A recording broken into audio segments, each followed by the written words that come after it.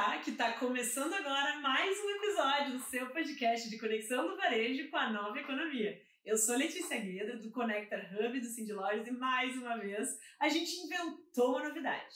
A gente hoje está gravando aqui do Instituto Caldeira, na salinha toda ativada do Cindy Lojas, e essa mudança foi feita para aproveitar a presença de um palestrante que veio aqui por conta de um evento da Alura, da FIAP, e eu estou muito feliz que aceitou o convite de participar também do Pode Conectar. Eu estou falando aqui hoje então com o Carlos Piazza, que é um futurista darwinista digital e que é um cara brilhante. Muito obrigada, Carlos, por ter aceitado o convite de estar com a gente. Imagina, Letícia, obrigadíssimo. Eu estou aqui, claro que venho falar com você. E, que nem eu sempre digo, ela convida, só de raiva eu venho.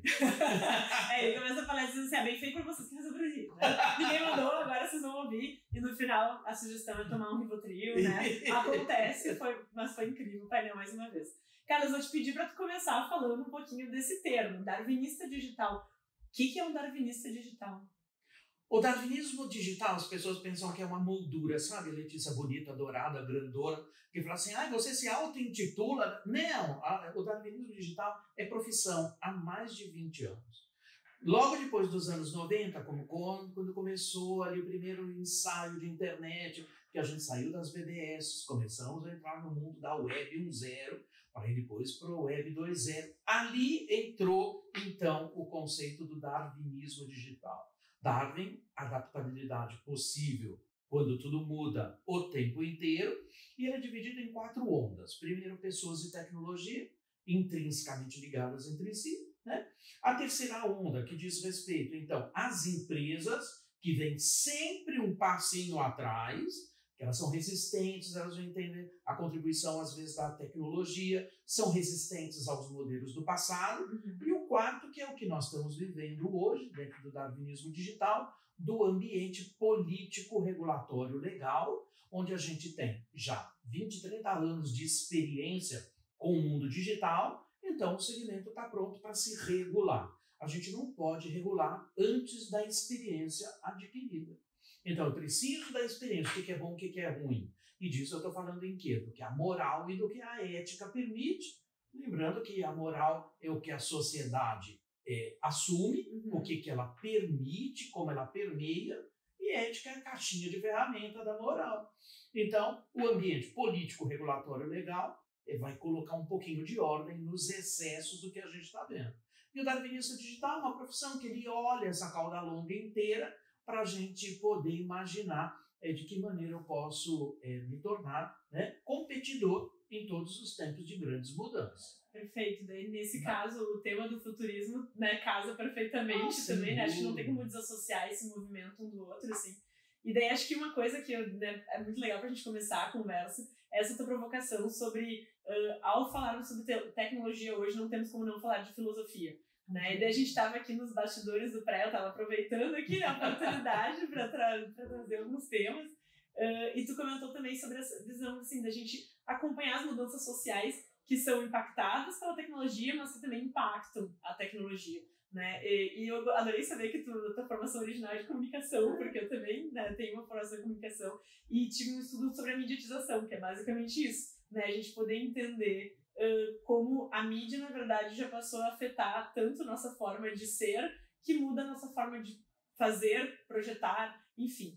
E daí, para entrar um pouquinho mais nesse assunto, eu queria que tu pudesse falar um pouco sobre isso, essa relação do pensamento, da filosofia para o olhar da tecnologia, e a gente entender como isso tudo também está afetando a nossa forma de trabalho e consumo.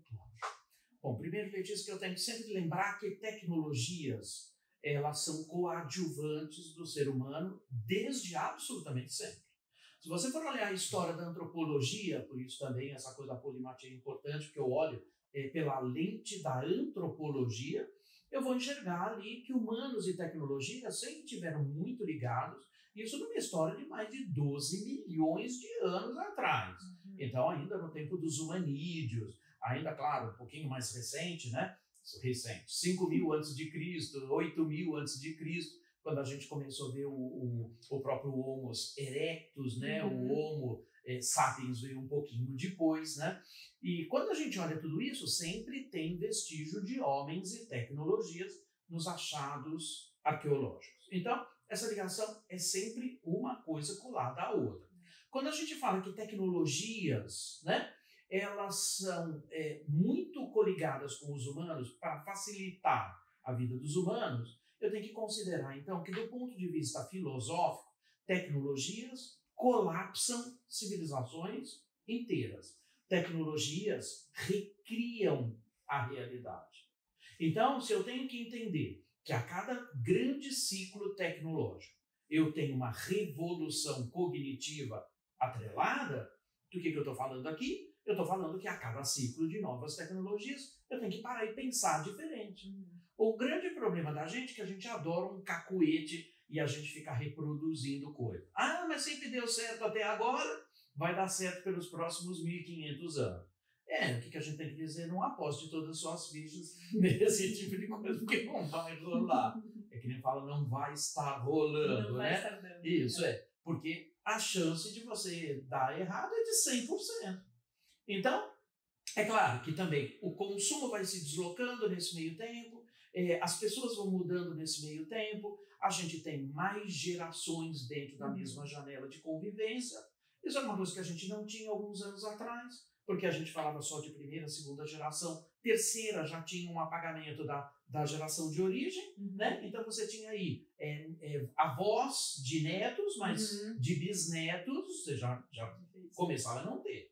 Hoje nós temos 4 para 5 gerações dentro da mesma janela de convivência, pelo simples fato de que a tecnologia nos faz viver mais, entre outras muitas coisas, que ela promove também. O que é positivo em muitos pontos, que é muito negativo sobre outros, né? Então, se a gente não tem vistas para tudo isso que está acontecendo, a gente não compreende esse mundo que a gente está fazendo. Então, ainda mais na questão do varejo, onde você tem tecnologias que são muito importantes para o varejo hoje, porque é claro que a feição do consumidor mudou, né? E é claro que hoje não basta só você imaginar que você abre uma porta e fica lá dentro esperando o teu consumidor entrar. Isso é uma coisa que morreu há muito tempo. Então, quer dizer, hoje todo varejo é processo de inteligentificação, de busca de dados, do conhecimento do seu próprio consumidor, porque tem uma má notícia para todo mundo aqui do segmento. Lojista, o consumo vai baixar. Novas gerações estão muito refratárias ao consumo, porque, na verdade, o consumo exacerbado leva as pessoas à infelicidade. Então, tem uma ligação direta. Então, todo mundo que está acostumado a comprar para poder ter uma felicidade, que é o que a gente chama do hedonismo, né? É aquela felicidade causada por um elemento externo, normalmente associado, atrelado ao consumo. Isso é uma psicopatia, né? E que leva as pessoas a um processo como se fosse uma dependência química. Então, na realidade, tanto que eu até brinquei na palestra, né? Eu falei, olha, às vezes a felicidade das pessoas dura o tempo exato do entregador do Mercado Livre na porta dele. A hora que tu apertou o botão de comprar versus a hora que chega é o tempo da tua felicidade. A hora que tu abre o pacote já acabou. Ela é ansiedade, porque fica ligando pro porteiro para saber se Tem certeza que não chegou? Não, é assim, eu brinco com o porteiro. Falo assim, não, mas eu sei que chegou. Não chegou. Porque por isso que uma das coisas legais para, né, lojista, presta atenção, gerenciar a ansiedade de comprador. Então, o que o Mercado Livre faz? Olha, você comprou um troço que vai chegar amanhã, ele vai chegar até às 21 horas. Já viu que faz isso? Né? Daí chega às 3 da tarde. Né? Isso, às vezes chega às 3 da tarde. Por quê? Para livrar o porteiro do seu prédio de perrengue. As pessoas ficam ligando. Sim, né? Então, comprou, ansiedade explodida até chegar. Abriu o pacote, acabou a felicidade, repete a compra. Isso diz respeito a uma psicopatia, porque as pessoas estão repondo felicidade por consumo pelo consumo. Isso não faz nenhum sentido. E também, ao longo do tempo, eu que sou mais velhinho, né? Eu sou baby boomer, raiz, claro. Fui treinado, fui para a escola para aprender a sobreviver. Como muitos da minha geração aprenderam isso. Porque os nossos pais vieram, né, de escolas da escassez. Porque toda a história que a gente tem, principalmente quem tem alguma alguma ligação com imigrantes? É claro que eu tenho. E é claro que o Rio Grande do Sul tem, né? Claro, um monte de italiano, um monte de gente do Sul, tudo mais. Por que isso eu falo sempre isso? Porque a história da gente foi marcada pela escassez pós-guerra. Então, na realidade, os nossos avós, a geração de ferro, né, como a gente chama, que nem doentes ficavam. Isso é uma coisa de louco, né? Que pode. Não é?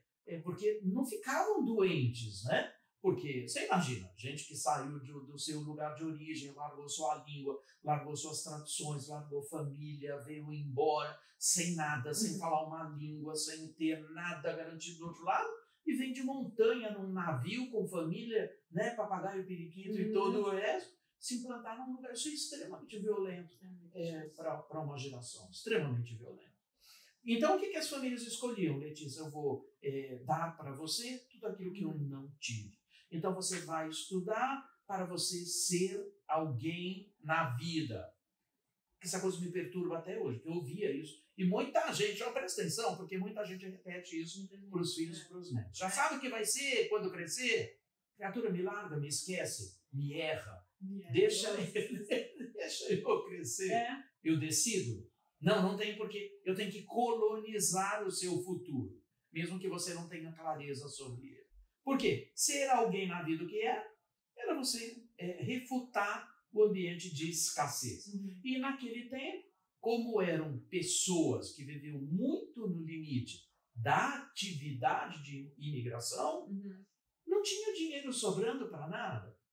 Claro, eram famílias que trabalhavam duramente, sem nem ter o direito de adoecer, que são chamadas da geração de ferro, né?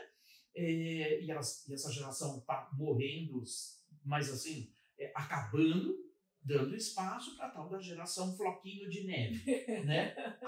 Porque você fala da geração de ferro e da geração floquinho de neve do outro, né? Que você vê, as novas gerações, meu Deus, é uma mimiseira sem fim.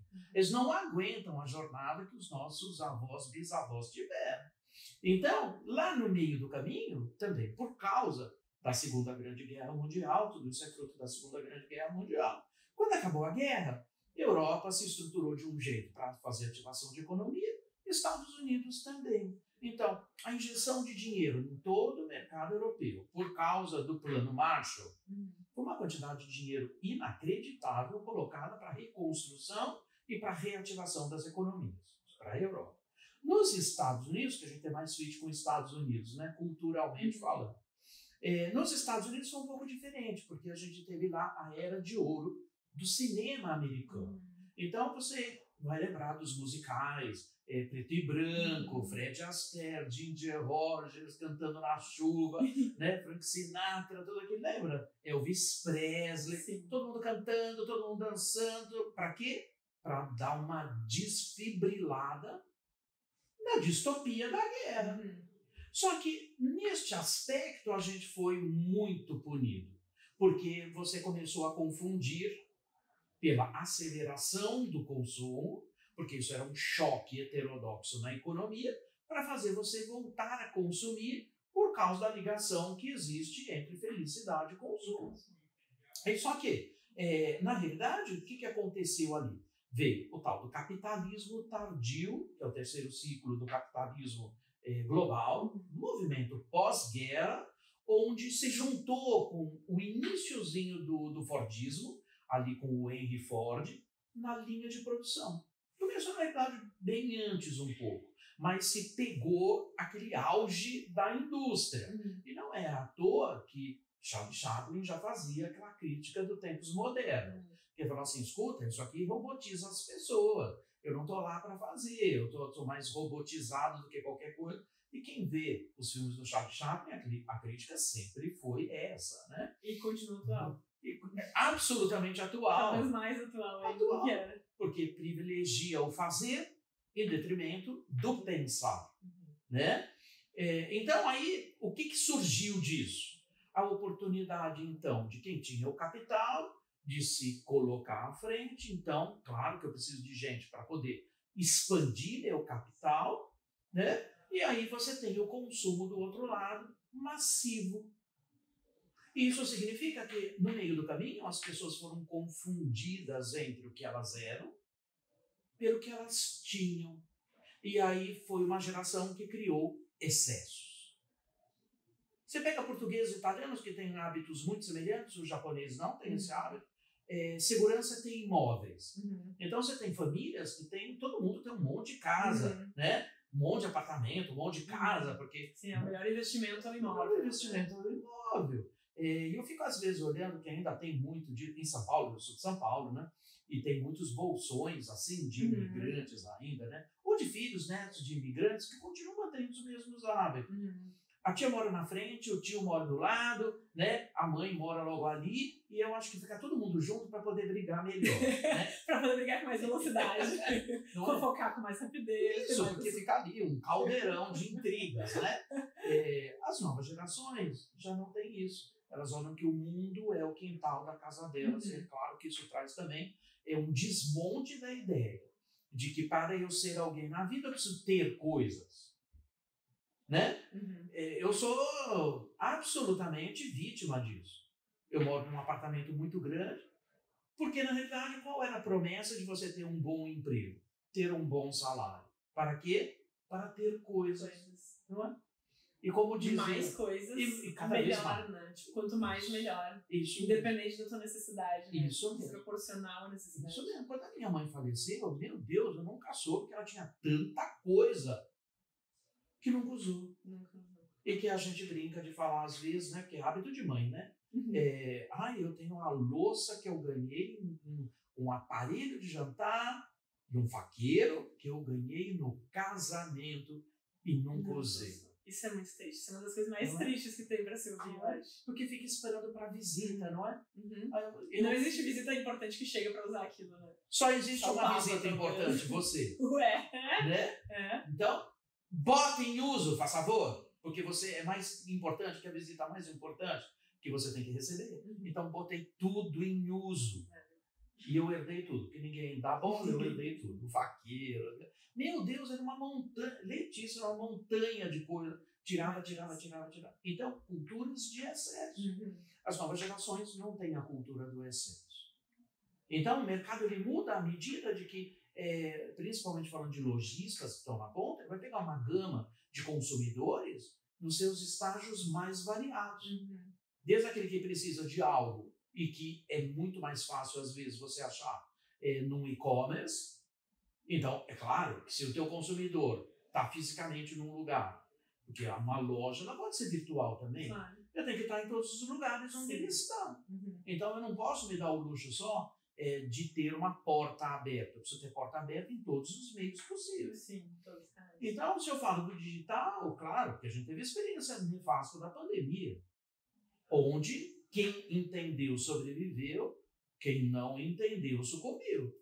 Não é? Exatamente. A gente teve depois a outra onda aqui, que foi a enchente do ano passado. Enchente do ano passado. A gente viu muito isso, os lojistas muito prejudicados em função disso. De quem tinha adaptação feita pela pandemia, teve realmente uma oportunidade de adaptação que os outros não tiveram. Sem dúvida. Então, na verdade, todo grande fato requer uma nova revolução cognitiva. Porque, na verdade, quando você tem sua sobrevivência atacada, e aqui, meu Deus, eu vi as fotos, eu tenho gente também do governo aqui, estadual também, ajudei de alguma maneira, porque o futurismo sempre coloca um pouquinho disso, quais são os cenários onde falhou, porque falhou, mas aconteceu em 40, né? Algo semelhante, onde falhou, qual foi a lição que não foi aprendida, o que aconteceu, e aí no meio do caminho as pessoas falam, meu Deus, descobrimos que a Lagoa dos Patos não é uma lagoa, ela se comporta como uma laguna, né? E se o oceano está mais alto, a água não sai. E faz o quê com esse monte de água aqui? Né? Piranha rodando nas ruas, jacaré. Tem umas fotos que ganharam prêmio, inclusive, é uma coisa, a distopia da distopia, daquelas garças ali em frente do Centro de Cultura Mário Quintana. Eu sou fãzaço. Toda vez que eu venho para Porto Alegre, eu vou me vingar lá, né? Vou me vingar. Ninguém mandou me receber. Bem feito. Só de raio eu vou. Carlos, quero puxar de novo uma coisa que tu comentou que eu acho que é bem um ponto assim que que trata a revolução cognitiva, né, que a gente ainda está vivendo, né, essas novas formas de pensar, mas de alguma forma a relação de consumo e felicidade ela segue muito, muito próxima, né, porque talvez antes tinha uma realização em comprar mais, em ter mais, em adquirir mais, e hoje talvez haja mais essa fuga, né, de quanto menos eu tiver, mais feliz eu vou ser, né, ou será que não, ou será que sim, né, e eu acho que isso tem muito a ver também com a visão de, obviamente, a sustentabilidade, entra muito nessa questão, né, mas o comportamento de massa versus o comportamento de personalização, né, que é uma coisa que a gente, do lado do varejo, ouve muito como tendência, né, os consumidores querem mais personalização, os consumidores querem ser mais atendidos por um humano, né, um tratamento humano facilitado por máquinas, enfim. E, enfim, se tu puder falar um pouquinho sobre isso, assim, porque eu acho que é meio ponto de convergência, sabe? Claro que sim. Primeiro que tem uma coisa aqui que a indústria também não conseguiu compreender num determinado momento, é que tem excesso de tudo. Letícia, excesso de absolutamente tudo. Isso é uma coisa que o Brasil não tinha, é muito característico de Brasil e de países em desenvolvimento. Porque, na realidade, com todo o movimento de guerra, a gente está vendo agora, por causa de gripe aviária nos Estados Unidos, eu até postei um dia desse no Instagram, uma mulher com um sapato, que assim parece, depois eu até te mostro, é engraçadíssimo, que é feito com ovos. O sapato é uma caixa de ovo. Fala assim, você quer ostentar de verdade? Porque diz que o ovo está muito caro. O ovo está muito caro. Nos Estados Unidos está muito mais caro ainda. Chega a custar 18, 20 dólares uma caixa de ovo. Meu Deus. Mas por quê? Porque a gripe aviária, você tem que dizimar todas, né, as criações de galinha, porque não sobra nenhuma, né? Mas, de qualquer maneira, a gente está vendo um movimento no mundo inteiro de inflação de alimento, tem um comportamento que há muito tempo, Letícia, a gente tem comportamentos que são globais, não são coisas típicas daqui ou de lá. Se eu estou no Rio Grande do Sul ou estou em Vilhena, em Roraima, o comportamento tem sido igual. E se eu estou entre, né, Porto Alegre, se eu estou na praia de Torres, adoro. Ai, Torres era praia. Adoro. Nossa, eu era moleque, eu fazia camping selvagem. Sério? Juro, vinha de Malicuia para Torres. Não, mas isso... Em São Paulo pra... Sim, no tempo que eu era riponga, faz tempo. Eu amei essa informação. Adorava. Tudo que é escuro da tua história eu fico mais feliz. Alto. É Guarita. Maravilhoso. Ponto da vingança. Ia lá para dar uma banana pro mundo. Enfim. Mas se você vai para Torres, ou tá aqui em Porto Alegre, ou vai para qualquer outro canto, é exatamente igual. Não existem diferenças de comportamento. Existem culturas que podem pautar preferências diferentes. Isso significa, então, que eu tenho que super entender de culturas e seus movimentos, né? Até para eu conhecer quem é melhor o meu consumidor. Só que no meio desse caminho todo, surgiu a tal da ansiedade. Porque se você for no supermercado, a quantidade de leite que você tem é ensandecida. É muito difícil de decidir as coisas. Eu não sei que é com cálcio, sem cálcio, com lactose, sem lactose, leite sem leite, leite com água, leite com não sei o quê, com, né, integral. E a informação muito, muito manipulada, né? Super! A saúde, a energia, às vezes assim, qual é o melhor leite pra mim? Como é que eu vou saber? Vocês não estão me ajudando em nada. Então, sabão em pó, um monte. Café, custa uma fortuna, ostentação também, né? Um monte de café, café gourmet, café com isso, café com aquilo. Café das regiões tradicionais, do Mogiana, ou tem cafés gourmets, que tem de tudo. Café saborizado com tudo, né? E chega a ser um cúmulo de você comer batata com gosto de churrasco, o que é uma esquizofrenia sem fim. Não é só uma esquizofrenia. Se eu quero comer batata, eu vou comer batata. Mas com sabor de churrasco, não, vou comer churrasco, dá licença. Então, fica uma coisa esquizofrênica, comer batata com gosto de churrasco. Então, tem algumas esquisitices que a gente vê. Coisa esquisita isso. É claro que o consumidor, por se sentir perdido com o excesso de opções que ele tem, ele prefere ter um range menor. A gente brinca com as pizzarias, né? São Paulo tem uma montanha delas, né? Agora você vê assim, ela só tem meia dúzia de coisas, né? E se você for olhar, quais são as preferências? As tradicionais, é aquela que todo mundo pede. Então não adianta você ter 200 tipos de pizza, vai demorar 2 horas para escolher e mesmo assim vai escolher as mesmas. Vai escolher as mesmas. Então, essa ansiedade precisa ser gerenciada.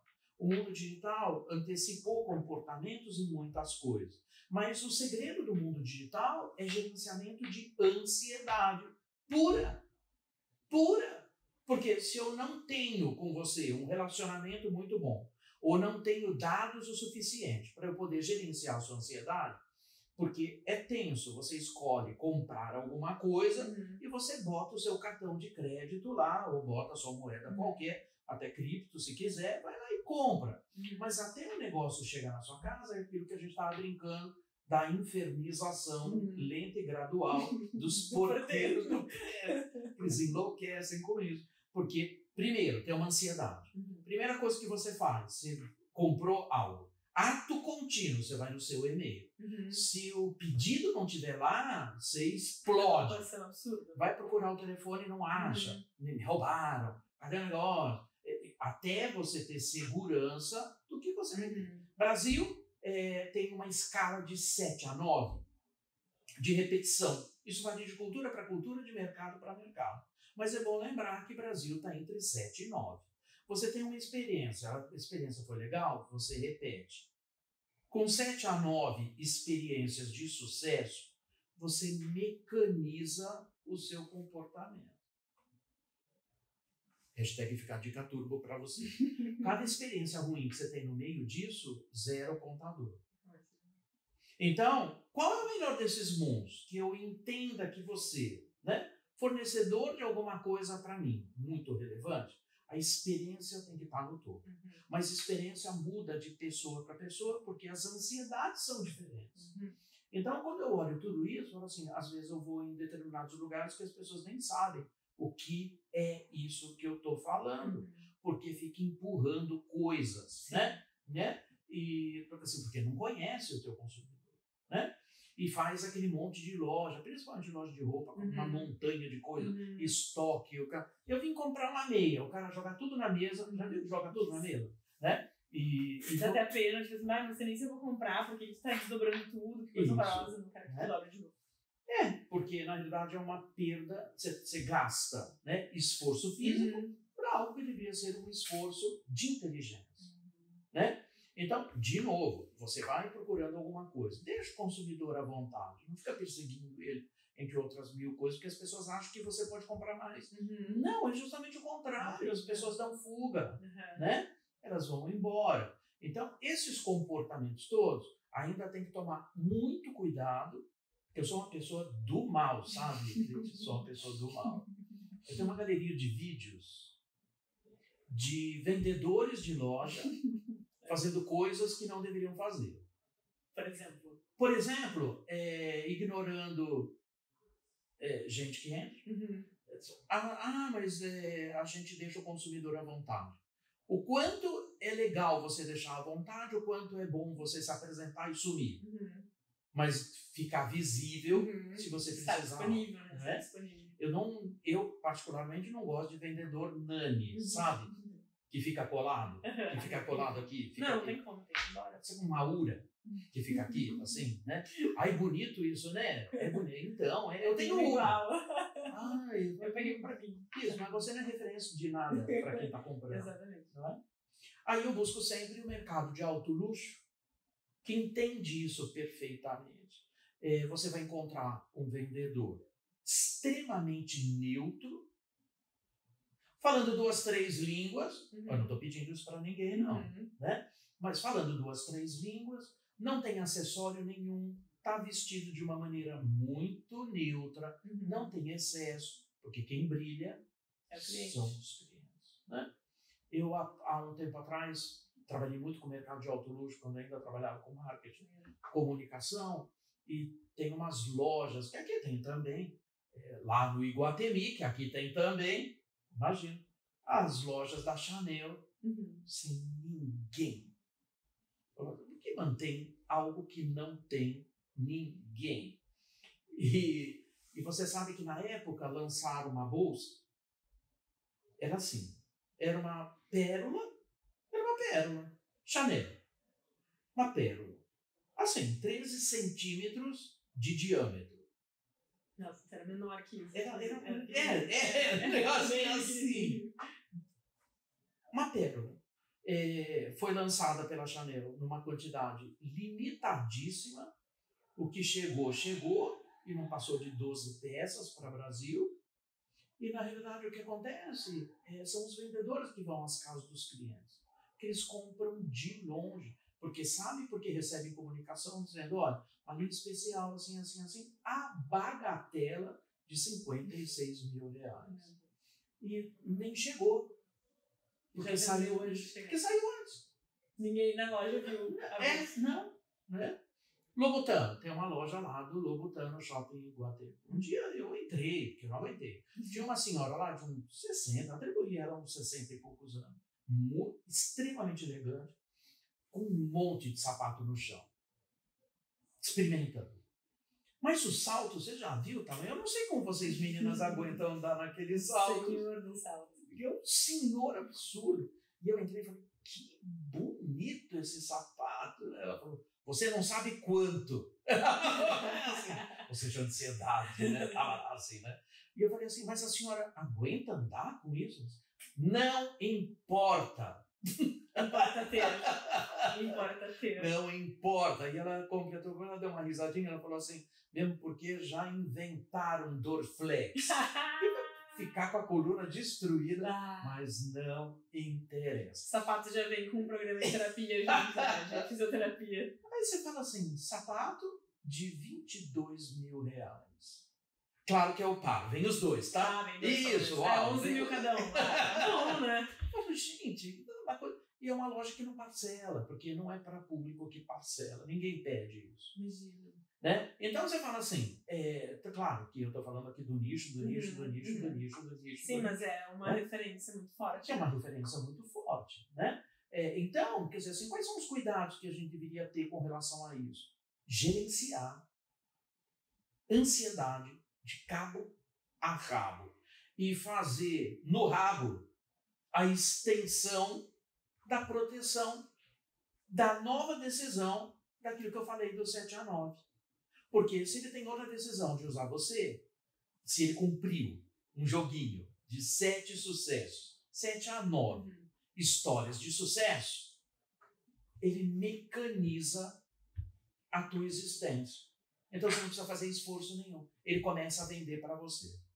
E aí o que significa? O esforço de venda não é feito do vendedor para o consumidor. É feito do consumidor para outros consumidores. Porque o que eles têm de influência sobre comportamento está na rede. Mas isso é lógica de mundo digital. O mundo digital, o que ele fala? Tudo que é bom para mim é bom para minha rede. Se você está muito bem com alguém, você conquista a sua rede automaticamente. Então, se você acertou naquele consumidor, você está acertando na bolha dele toda. Sim, por isso que a gente tem visto esse aumento de marcas investindo em micro-influenciadores, né? Claro. Pessoas que têm, às vezes, na rede 1.000 pessoas, 2.000 pessoas. Existe justamente porque, cara, as 1.000 pessoas são muito influenciadas por este influenciador. Né? Então é muito forte, tudo que ele oferecer vende. Isso, claro. Né? Por quê? Por que você tem influenciadores? Por causa da ansiedade. De decidir, né? Tu tem, na verdade, ali um curador. Né? Uma pessoa que está dizendo, eu gosto disso, gosto daquilo, gosto daquilo. Como eu gosto da pessoa, o que ela gostar eu gosto também. Fica muito mais fácil a minha vida. Extensão. Que eu não tenho que escolher nada. Por extensão. E assim a gente vai se tornando, como tu bem falou, máquinas cada vez mais máquinas mal feitas. Cada vez mais máquinas mal feitas. Se você for olhar, por que é importante a reguinha de satisfação de coisa? Todo mundo quer dar opinião sobre o que fez, o que não fez, como fez e tudo mais. Se uma loja fundamentalmente para itens mais pessoais, roupa, acessórios, esse tipo de coisa, não tiver uma reguinha de satisfação, e quais são então suas opiniões, porque as pessoas, a primeira coisa que elas vão olhar é se você está na escala de 7 a 9. Então isso significa o quê? O número de estrelinhas das pessoas, né, que atribuem para você uma nota. Então você pega, por exemplo, Mercado Livre faz isso para coisas mais absurdas. É como os grandes sites também fazem isso. Existe um site lá nos Estados Unidos que tem uma loja, inclusive o site é mais forte que a loja, que é a B&H. Fica na 7ª com a 42, lá embaixo. que só vende tudo que você pode imaginar do mundo da fotografia e do vídeo. Eles têm desde um parafusinho assim, que custa 10 centavos de dólar, até câmeras fotográficas que custam fortunas. Tem tudo lá. O consumidor, ele entra lá, ele está no meio da, sabe? Da Babel da fotografia, ele pode tudo. Tudo ele que pode, precisar resolver em fotografia, tudo, ele vai estar lá. Então, a B&H é objeto de consumo de todo mundo e o treinamento dos vendedores é um absurdo e a forma como você é recebido e também vai embora é absurdo. Mas a primeira coisa que as pessoas vão olhar é o quê? E eles são tão bons, como o Amazon também foi tão hábil em fazer isso, que ele criou pequenos clubes de consumidores. Se eu comprei alguma coisa no Amazon, sabe o que ele faz? Ele faz um clube fechado dessas pessoas que têm similaridades. Então, não é raro eu receber coisas do Amazon, que eu já comprei muito no Amazon, coisa de informática, e às vezes tem alguém assim, um e-mail que chega e fala assim, Piazza, tal pessoa está querendo comprar algo que você já comprou. Você pode dar uma recomendação para ela? Do que é bom, do que não é, do que é... Ou às vezes perguntas específicas. O Amazon não responde, ele pede para quem tem o produto responder para ela. Sim, tu faz os clientes interagirem entre si, né? Clientes que não se conhecem, tu faz a rede entre eles, justamente para que eles fortaleçam o consumo em torno dessa marca. Exatamente né? isso. Que é o que tem se falado muito de comunidade de marcas, né? Isso. Exatamente isso. Eu só vou pegar meu celular porque eu quero pegar uma coisa que eu anotei aqui que eu não quero esquecer de te perguntar, que era essa questão da sociedade 5.0, né? Recuperação do humano puro. Né? Então a gente até está falando, né, o uso cada vez exacerbado das coisas, de tecnologias, ferramentas, o que for, versus a ideia de se tornar cada vez menos tecnológico, né, humano puro. O que a gente tem, afinal? O que somos nós, apesar de ou sem essas coisas? E daí essa palavra que eu aprendi contigo, né, eudaimonia. Eudaimonia. Isso é. Que é a felicidade real das coisas simples. Como tu acha que isso se encaixa hoje no nosso universo super conectado e super estimulado? A gente fala que esse universo extremamente acelerado que a gente vive, Letícia, não é para a gente. Humanos não são fisiologicamente preparados para viver tensão. Vide os outros animais, que a gente acaba não se comparando com os outros animais da natureza. Se tu nascesse uma girafa, você tem 5 minutos para ficar de pé antes de virar comida de algum leão. Né? Porque a necessidade de sobrevivência é premente. Se você comer um elefantinho pequenininho, nasceu, já está de pé, quanto tempo a gente demora para ficar de pé? Quanto tempo você demora para andar? Né? Um ano. Os bichos demoram 5 minutos para poder andar. Né? Então, somos animais lentos, muito lentos. Então, quando a gente fala sobre tudo isso, você fala assim, tá bom, eu tenho que entender então que existe uma diferença muito grande, porque os humanos, eles assumem uma preponderância perante os outros animais que é injusta, porque é o tal do antropoceno. Quer dizer, o centro é todo humano, não interessa quem está do lado. Então isso também perde um pouquinho dessas relações. A eudaimonia está ligada diretamente ao hedonismo. Uma cultura hedonista é a cultura da aparência, é a cultura do efêmero, tudo que a gente vê. Você vai lá no Instagram, põe filtro. Você alterou quem você é. E na vida real também se bota filtro, né? Claro, bota filtro em tudo, né? E quando você olha tudo isso, tem um autor que eu gosto demais, que é o Hartmut Rosa. Eu acho que eu falei na palestra também sobre ele. Ele é um sociólogo alemão. Ele fala que vivemos na idade, como tivemos a idade do cobre, a idade do ferro, a idade do bronze, né? Nós estamos vivendo a idade do vidro. Porque você só olha a realidade do mundo através do vidro de uma tela. Já notou aí? É verdade. E ele faz uma crítica num livro que se chama Ressonância, que ele fala assim, a gente perdeu a ressonância com o planeta. Porque tem um deus aí no meio do caminho, que é um deus da mitologia romana, primordial, antigo pra caramba, o tal do Janus. Janus é uma estátua que você vai ver em vários museus europeus, que foi retratado muito, principalmente na cultura da mitologia romana, não greco-romana, romana. E Janus tem uma figura, uma cabeça assim, que tem duas caras. É uma cabeça só com duas caras. Eu tenho Janus tatuado aqui no braço para nunca mais esquecer. Janus é o deus dos eternos começos de tudo. Eu falo, tá, qual a importância do Janus? Né? Ele tem duas caras, uma muito velha e uma muito jovem. Então ele olha para trás e ele olha para frente. Ele conecta passado e futuro. Então ele é importante nessa questão da transição, do renascimento das coisas. Então por que você acha que janeiro começa com Jan? Do Jan.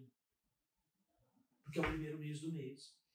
Então o Hartmut coloca assim, naturalmente sob pressão, você resvala para o natural. Eu não quero ver ninguém. Eu vou para um lugar afastado. Eu vou para Torres. Hoje eu não sei mais se eu posso ir. Se está ou não lotado de gente, né? Ainda dá. É o meu lugarzinho, é o meu refúgio. De quando fuga, eu preciso para fugir. Eu não quero ver ninguém. Eu só quero ver o mar. Eu quero ver o pôr do sol. E o Hartmut, ele fala isso. Você perdeu o contato com a linha do horizonte. E ele fala que é exatamente o lugar onde moram todos os deuses e todas as respostas. Portanto, o luxo do futuro, o que é, Letícia? O silêncio, a privacidade e o tempo. Se você conseguir domar os três, você está muitíssimo bem, obrigado. Porque mesmo que você não tenha nada para fazer, você se sente inútil. E a tua cabeça começa a brigar com você. Vai que você é vagabundo, levanta. E você vê que o cacuete que a gente tem, de gente que é muito informal, assim, falando, você já viu que o cara não tem o que fazer? É impressionante como a gente atribui tudo a fazer. Produzir. E eu não tenho liberdade para eu poder fazer nada. Então, se eu estou vendo o mundo através de um vidro, e se eu não posso conectar a minha visão à linha do horizonte, eu estou no meio da enxurrada sendo carregado por ela. Então, quando você fala da eudaimônia, ela é uma vingança absurda. Você fala assim, eu não vou abrir mão de fazer as coisas que eu realmente gosto de fazer. É uma prerrogativa muito clara de quem tem propósito muito claro. Mas as pessoas parecem que não sabem muito bem o propósito que elas têm. Lembrando, para você aí. A interação com a câmera tá muito boa. Presta atenção. Aqui que eu fico você assim. Você de casa, isso pra você. Presta atenção. Propósito mora na sua pior indignação. Você está indignado por nada, você não tem um propósito muito claro. Então, muito provavelmente, você vai na enxurrada. E tanto que as pessoas ficam doentes. Elas ficam doentes. Estão no trabalho, estão morrendo de burnout. Não querem aquilo. Mas também, eu sempre ouço isso de aluno, principalmente de pessoas mais jovens, né? Ai, piada, eu vou largar tudo, né? Eu falei, tá, qual a sua indignação? Eu sou, meu Deus, eu sou não conforme com a fome no mundo. Maravilha. O que você faz na sua empresa? Eu sou analista contábil. Não tem 8.000 anos de terapia que salve você. A frustração tá aí, ó. Pronto. Mas não é? Então, faça favor de você se dirigir. Ao menos aponta. Né? Aponta. Isso, aponta. Porque o teu melhor está sendo desperdiçado. Mas por que faz isso? Porque fala, eu tenho boleto para pagar. Aí sucumbe o boleto e é arrastada pela enxurrada. Não consegue repor. Então, essa coisa da eudaimônia vem muito nessa coisa da sociedade 5.0, que você fala, que é uma sociedade ultra smart, onde vai ter muita tecnologia, claro, mas ela é centrada no ser humano. Então, máquinas e pessoas na convergência homem-máquina, onde o humano é prevalente, não as máquinas. Percebe? E toda essa bobagem que a gente ouve de inteligência artificial, Elon Musk, vamos para Marte. Fazer o quê em Marte? Marte não tem atmosfera, 90% é gás carbônico, tem cheiro de enxofre. Sabe, você tem tempestades de mudança de clima muito bruscas, não tem condição de vida lá. Vamos fazer o quê em Marte? Então, gente, e aí você fala assim, temos foguete, temos gente não sei o quê, tem tudo que você pode imaginar de altíssima tecnologia e 1/3 do planeta sem saneamento básico. Um pouquinho mais do que isso de gente passando fome. Eu digo que é muito pouco provável que eu queira olhar para tecnologias que me apontam um futuro que não olha a gente, porque tem gente morrendo de fome cada vez que a gente faz isso. Então, a Sociedade 5.0, ela equaliza tecnologias possíveis, usando tecnologias avançadas, muito avançadas, para regenerar a condição das pessoas. Porque por causa do Fordismo, a gente acabou afetando o planeta na extração massiva. Para fazer produção massiva, eu preciso de extração massiva de recursos. Então, eu tenho que equalizar essas duas coisas. E a gente vai alterando, vai alterando, vai alterando. O mundo é grande? É. Mas ele não dá conta dessa extração toda. E certamente você começa a pagar o preço do clima. Então, acima da própria atmosfera, já na estratosfera, Letícia, ela tem 30 quilômetros. 30 quilômetros. Sabe o que é isso? É nada. Então, você vai olhar, é uma casca de ovo em volta do mundo, depois da atmosfera. Ela se reduziu para 15. E tudo isso que é influência que a gente tem, porque essa camada, que essa casquinha de ovo promove, é a bolha de aquecimento. Mas não é o aquecimento normal, natural. Porque se eu for deixar 100, eu vou estar vivendo 70 graus abaixo de zero, que é a temperatura média do espaço. Essa camada faz a proteção da Terra para que ela tenha uma temperatura pela qual a gente poderia sobreviver. Só que se você começa a alterar, essa camada não dá conta, eu começo a ter resfriamentos de um lado, físicos, e tenho do outro lado um desequilíbrio do aquecimento por gás de efeito estufa. Então, o que acontece? Todos os fenômenos climáticos que a gente vê acontecer. Chove pra cá. Gente, hoje em São Paulo choveu, foi uma loucura. Os ventos são absurdos o que a gente está vendo acontecer. Não precisa falar de Porto Alegre, porque vocês tiveram aqui evento climático para lá de extremo. Né? Aqui em Santa Catarina também, muitos episódios. Você vai ver pela internet enchente no deserto da Arábia Saudita. O cérebro nem entende, porque você vê camelos sendo arrastados por enxurrada. Camelo no deserto arrastado por enxurrada. Não, é um filme de ficção. De disso estamos vendo Mad Max. Né? O cérebro não entende. Assim, que jornada é essa que o cérebro não entende? E as pessoas estão negando. Então, você continuar sendo relevante e equilibrar isso e usar tecnologias para que a gente possa buscar uma nova inteligência para mitigar os efeitos. Perfeito. Boa. Gostei muito dessa análise, assim. Eu gosto muito da tua habilidade de ir do micro para o macro, voltar para o micro, porque, para finalizar, eu queria justamente fazer uma pergunta nesse sentido, assim. Quando a gente observa, né, os fatos, tanto com uma perspectiva histórica quanto macro em termos de mundo, às vezes a gente consegue muito facilmente ver as coisas boas e as coisas ruins, né, o que deve vir pela frente, mas às vezes é muito difícil associar isso ao nosso cotidiano. Né? E a gente estava falando um pouco sobre isso depois, assim, antes, aliás, né? Olha, eu já estou passando. A gente estava falando depois.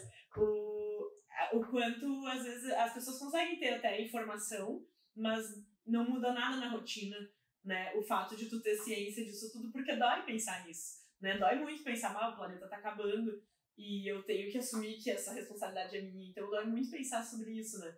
Mas como é que tu acha que as pessoas conseguem trazer isso mais para perto? Como é que a gente realmente consegue encarar essas perguntas difíceis que a gente tem que se fazer e fazer mudanças que precisam ser feitas? Assim? O ser humano é uma bagunça na cabeça dele. As pessoas que passaram por experiências muito ruins mudam de cara a maneira de pensar. É claro que você está falando de Porto Alegre, todo mundo viveu os efeitos absolutamente nefastos de uma pandemia com uma enchente brutal que aconteceu aqui. É claro que as pessoas vão ter um outro tipo de visão sobre tudo isso. Primeiro, que é absolutamente improvável. Segundo, que é absolutamente, como você fala assim, absolutamente fora do meu ângulo de captura, de tão improvável que ele é. E se é improvável, por mais que tenha acontecido em 1940, numa escala um pouquinho menor, já teve uma vez, certamente terá a segunda. A leniência, ela reforça o fato de que a gente está num ecossistema que está frágil e certamente ele vai ter que ser recuperado. Na dúvida, o que a gente faz? O que o governo do estado está fazendo. Vai para a Holanda entender como a gente liga com terrenos alagados. Isso significa que pode ocorrer de novo? Não. Vai ocorrer. Pode não. Vai ocorrer. Então, você mitiga o problema de cara. Né? É você pegar, por exemplo, como eu vi no interior, os estudos todos. O rio perdeu a calha natural dele por desmatamento de mata ciliar para plantação de arroz. É algum problema com a plantação de arroz? Não, só não retira a mata ciliar. Se você tem um rio que é todo assim, e você tira a mata ciliar, que é feito de um varão. Aqui no interior é feito de um varão alto e denso. Ele regulava a velocidade do rio e mantinha o rio dentro da sua calha natural. Porque é todo assim. Assim, você olha de satélite, ele é todo assim. E vai juntando. Desemboca aqui, em Porto Alegre. Todos os rios saem aqui, são jogados na Lagoa dos Paus.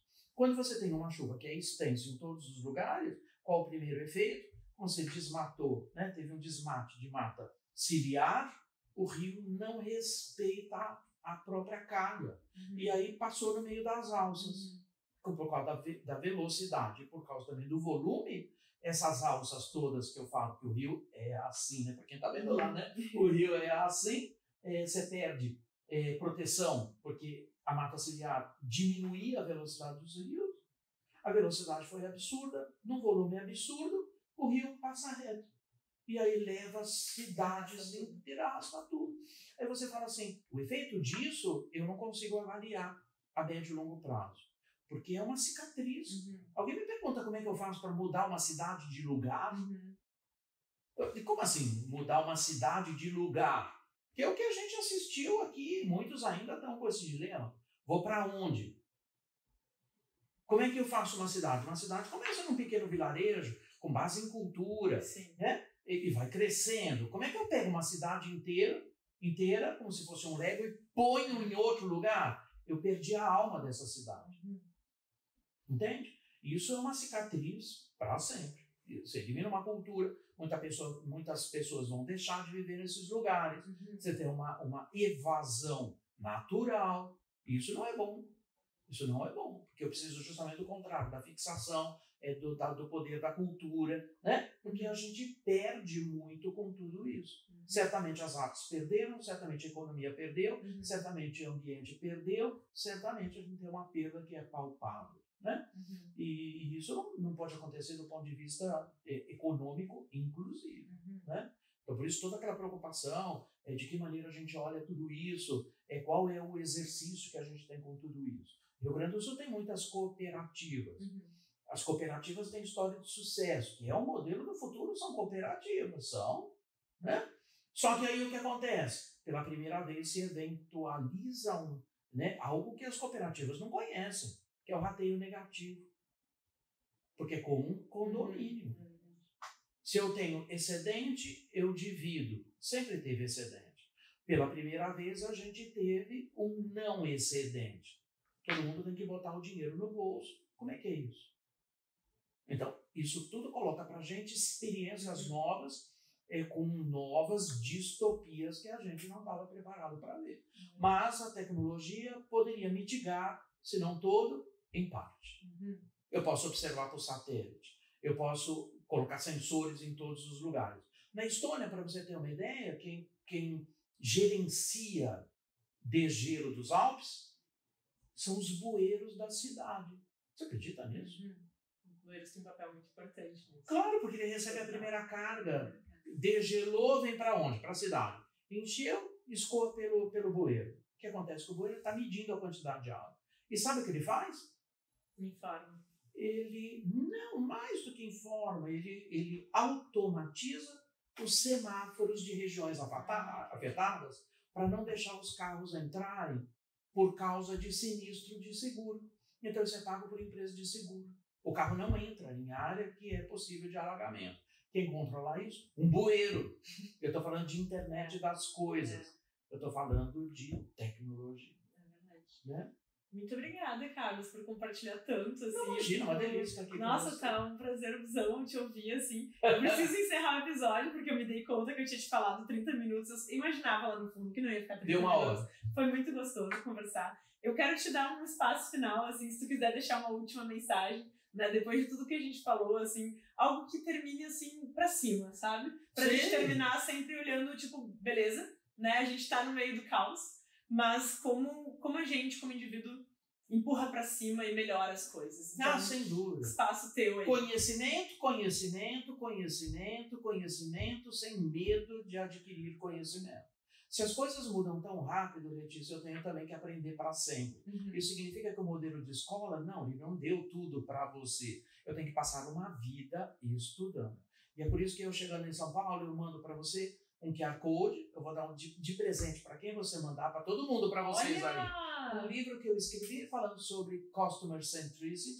Perfeito. E que eu dou para você. Eu sou obrigado a dar de graça, tá? Obrigada. Porque foi feito com recurso público. Que demais. Então, vou mandar para você manda para todo mundo, depois tem prova. Quem estiver assistindo até agora pode me chamar aí, que vai aparecer. E vamos fazer prova depois. Vamos fazer. Carlos, muito obrigada mesmo. Eu te agradeço mais uma vez a disposição, assim. Foi uma troca muito rica e eu tô muito grata porque eu tô gravando tudo isso. Eu posso olhar depois, porque tem várias coisas que eu pensei, eu não posso esquecer de gravar. Então a gente vai ficando por aqui. Te agradeço mais uma vez. Muito, muito, muito obrigada. Obrigada pelo privilégio de trocar contigo, por a gente poder registrar esse momento.